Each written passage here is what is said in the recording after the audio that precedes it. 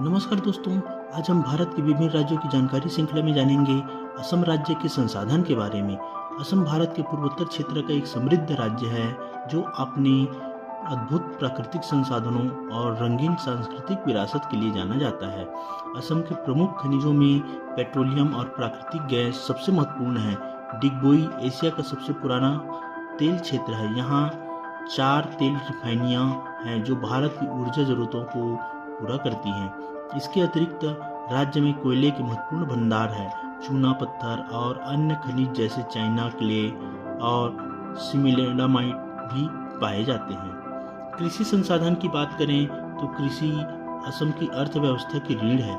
असम विश्व स्तर पर अपनी विशेष चाय के लिए प्रसिद्ध है और भारत के कुल चाय उत्पादन में 50% से अधिक का योगदान देता है। चावल राज्य की प्रमुख खाद्य फसल है। अन्य प्रमुख फसलों में जूट, गन्ना, सरसों और विभिन्न प्रकार के फल जैसे केला और अनानास शामिल है। वन्य जीवों और जैव विविधता की बात करें तो असम अपने वन्य जीव अभयारण्यों के लिए विश्व स्तर पर प्रसिद्ध है। कांजीरंगा राष्ट्रीय उद्यान एक सींग वाले गैंडे का प्रमुख निवास स्थान है और मानव राष्ट्रीय उद्यान रॉयल बंगाल टाइगर के लिए जाना जाता है।